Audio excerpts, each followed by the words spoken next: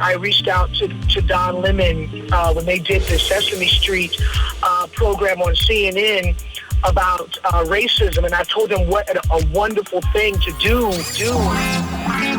This is Blair Durham with Black Wall Street Today, your media hub for all things Black entrepreneurship, politics, news, and events in Hampton Roads and beyond. And now, here's your host, Blair Durham.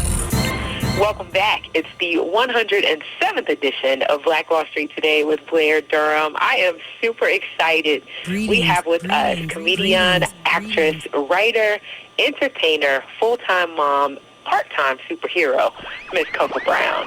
Whenever actress, comedian, and Screen Actors Guild Award nominee Coco Brown takes the stage, the world stands still. Brown is undeniably one of the most talented comics and performers of this generation. The Newport News, Virginia native, born Sarah Brown, assails her craft with such passion and soul-searching veracity. When she claims the stage, the ensuing act is nothing short of a force of nature. Coco Brown audaciously draws from painful reminiscences and hard-knock lessons, bravely weaving humorous tales that uplift, upend, and upgrade everything you thought you knew about comedy. What is it that drives the comic who female fans nationwide have named the truth? It's the sheer will of a woman who survived the worst life had to offer and is still standing. Most notably known for her lead role in Tyler Perry's The Single Moms Club and For Better or Worse, the hilarious comedian actress Coco Brown treats audiences to thought-provoking humor, in which she declares, "I don't tell jokes, I tell the truth." Her grown woman delivery, both on stage and on the screen, in supporting roles such as FX's American Crime Story, NBC's Marlon, and most recently, Fox's critically acclaimed 911, has generated a large and loyal following all over the world, and has proven to her fans, old and new, that not only is she a funny comedian, but she's also a versatile actress. Coco has had guest star roles on several other notable TV projects, including Two Broke Girls, Psych the Soul Man, and Breaking Bad, as well as supporting roles in major motion pictures, including Ted 2, in which she was handpicked for the role of Joy by Seth MacFarlane, Lakeview Terrace with Samuel L. Jackson, and His, Hers, and the Truth, which was one of the official selections of the 2019 American Black Film Festival. Not only do audiences get a great show, but they feel as though they've gained a friend. Koga says, if my audience feels like they know me, then that means I connected with them, and I've shared my gift.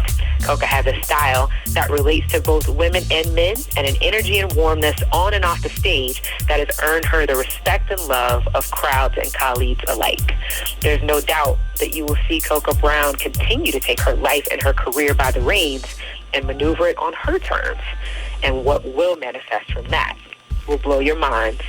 Welcome, welcome, welcome. How are you? Thank you. I'm good. How are you?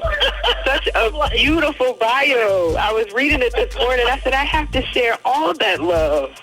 I'm so glad to have you. I'm so happy to be here, honey. I'm sitting up here like laughing like she's really going to read the whole thing. She's going to read the whole thing. She was not joking when she said that. I mean, it's just something for me to read it, you know. I'm thinking about you and, you know, holding you in admiration.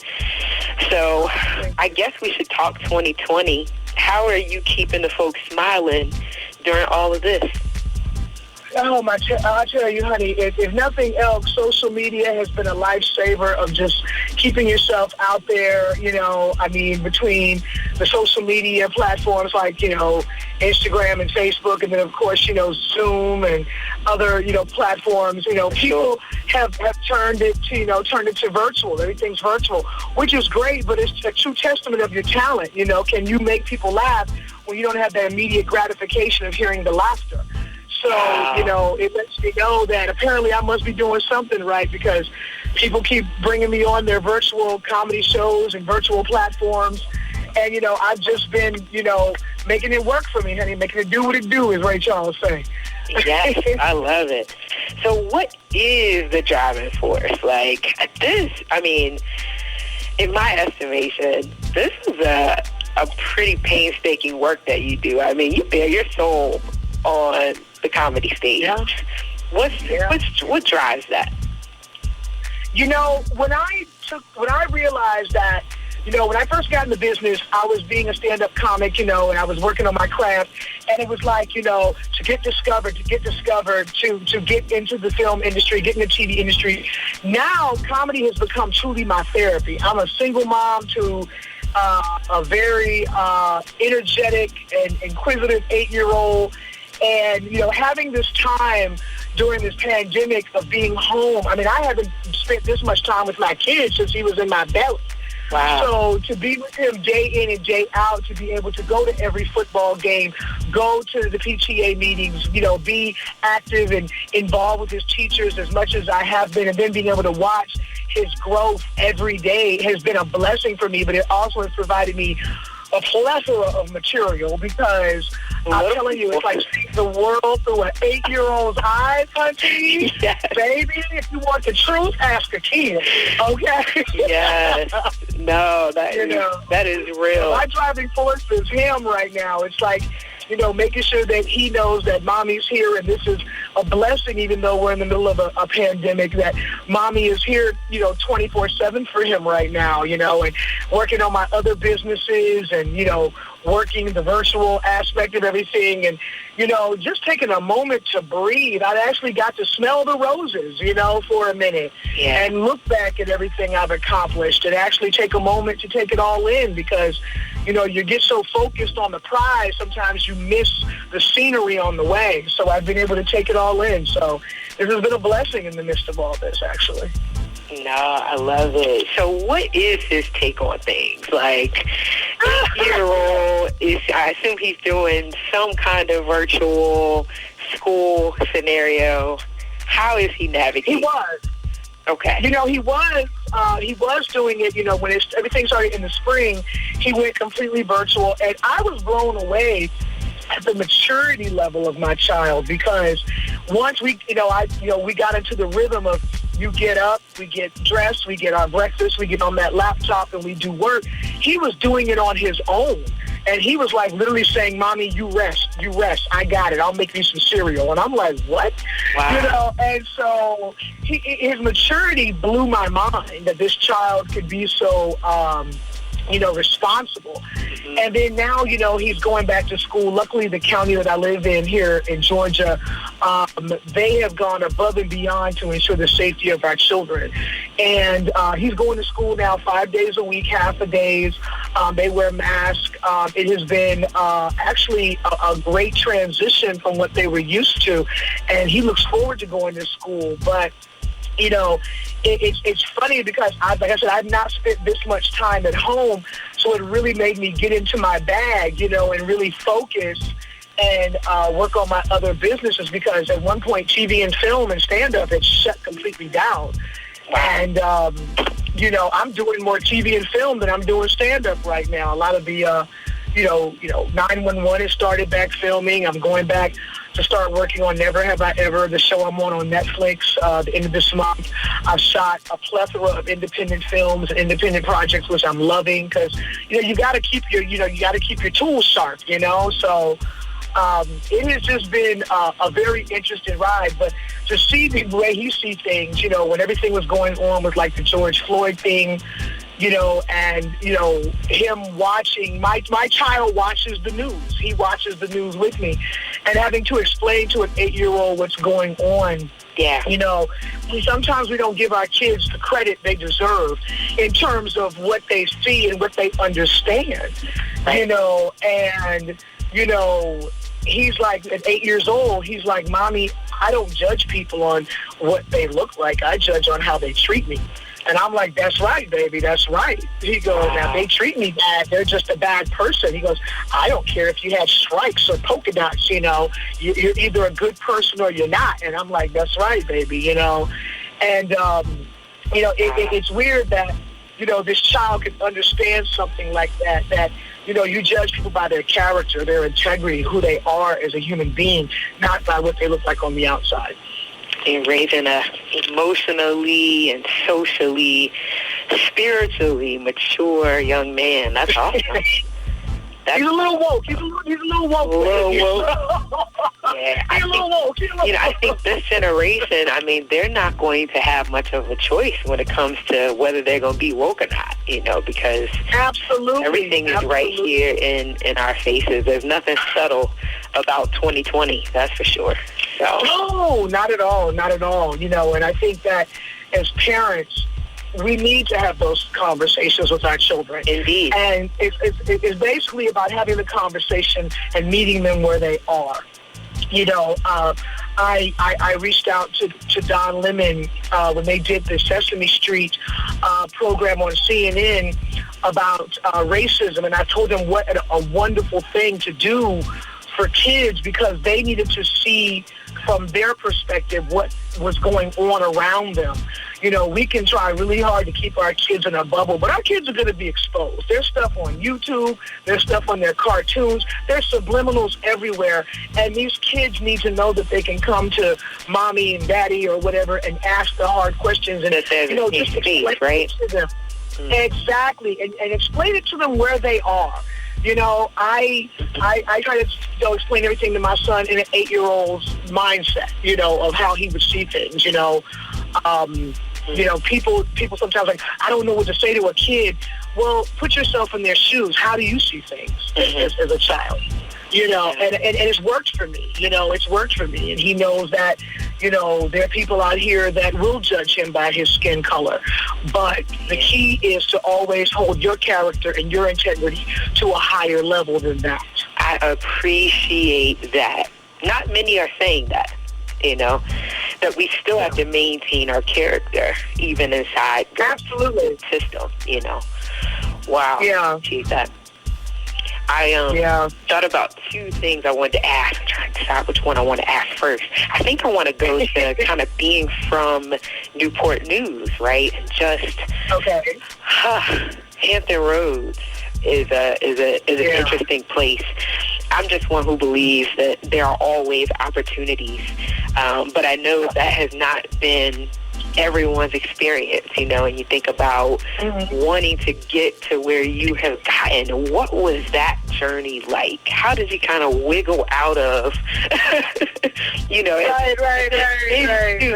into like, what was that like? And what advice would you give, thinking about those that are coming up behind you who may be, working on their MFA degrees or, perfecting their talent? What would you say to somebody that is trying to explore acting or comedy on the world stage? I mean, first of all, I think the first thing you have to be is fearless. Because, a lot of times, we put a limitation on our children, and I got to be real with you. I grew up with that limitation. I grew up in a very traditional Southern Black household. I grew up, and I was in cotillions and debutante balls, and I was raised a certain way that I was supposed to basically be this lady and carry myself a certain way, go to college, get a degree, meet a man, get married, have babies, come to my parents' house every Sunday after church. Like, it was supposed to be that very cut and dry in my life. And I knew that I always wanted more. There was something in me that always wanted more. I was always a child that marched to the beat of my own drum, because even when I would attempt to be a follower, it always felt foreign to me. Didn't work out. It didn't work out. I always felt like I was walking in someone else's shoes. Wow. And, I knew that I had to appease my parents to the extent of getting this degree that they had paid for. But once I got that degree, I was like, I've got to do me. And I didn't even know what that was. It took a friend of mine to see something in me that I didn't even see. I never thought about being a stand-up comic. That never crossed my mind. I mean, in my yearbook, it says, where do you see yourself in 5 years? I said, I'm Claire Huxtable. Love it. Like, seriously, that was my hero growing up. I wanted to be Claire Huxtable. I know she wasn't a real character, but to me, she was the epitome of what I wanted to be. The irony is, I meet Felicia Rashad years later, and I literally was like, you don't understand, I wanted to be you. And she said, oh, baby, and I'm like, no, seriously, like, you were real to me. Yes. You were a goal.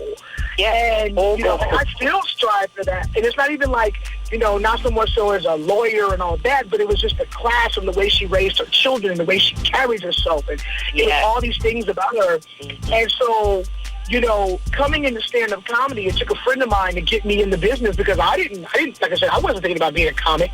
I mean, you let my friends tell it, I was always funny, I always made them laugh, but I never was ever in the mindset that this would be what I do for a living. Coco Brown was a name that was given to me by another comic. Everything about Coco Brown was almost made by what other people saw in me that I didn't see in myself. And literally in the last couple of years, I have realized that Coco Brown is merely a derivative of Farrah Brown. And literally my whole mantra for the last few years has been reclaiming Farrah. Wow. Because I was this character, this personality, this image of what other people saw me as. And now, I'm getting back into me, learning me and embracing me. And it's weird because it feels so good. And I didn't realize that I was, being something else for so long. But that's deep. It's seriously, it's like... two things stuck out of what you said, not to interrupt, but we're actually out of time. But the two things that stuck out is you had this incredible self-awareness as a child to know something's not right about the way I'm following, right? Something in me craves more. But then to look now and say, let me find Sarah.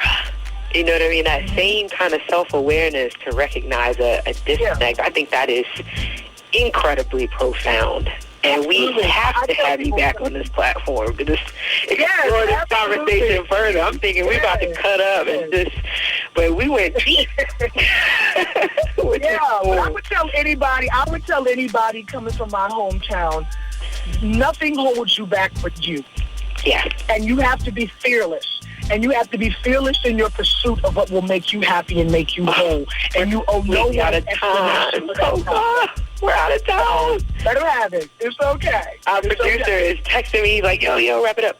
Listen, if you want more Coco Brown like I do, you got to get your Black Diamond Weekend ticket, blackdiamondweekendva.com. I want to thank our sponsors, the COO team, Milestone Mental Health Agency, as well as Apex Financial Group of Virginia, and a tremendous thank you to Farrah Brown, better known as Coco Brown. Thank you for your life and your legacy and your leadership. I'm looking forward to getting together this time next week. Well, next Saturday, really, during Black Diamond Weekend. Hey, it's Black Wall Street Today, where we're building minds, building connections, and we're forging the path ahead toward business success in the Black community. Talk soon.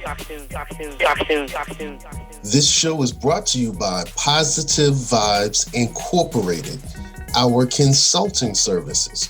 We do credit fixes, tax resolution, we lend private money to real estate investors, and we do debt consolidations. Basically, we put money in your pocket when you need money. We put money in your pocket when you need money. 757-932-0177. Phenomenal. Stay with us online at Black Wall Street Today on Facebook and Black Wall Street Today on Instagram, and then follow us on Twitter as well at BWS Today. We look forward to talking again next week. Have a wonderful week. I have said and I will continue to say that the most important priority for the Black community is the Black community, not a particular political party. Phenomenal. Hey, yo, when I say Black, you say Wall Street. Black Wall Street. When I say Black, you say Wall Street. Black. When I say Black, you say Wall Street. Black. When I say Black, you say Wall Street. Black. Black Wall Street. Black Wall Street.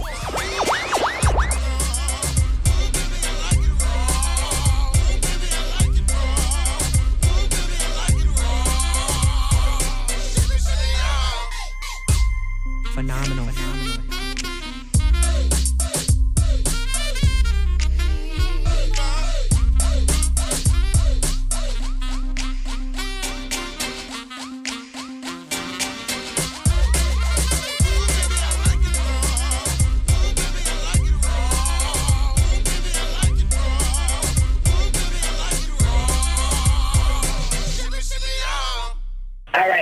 you. Thank you.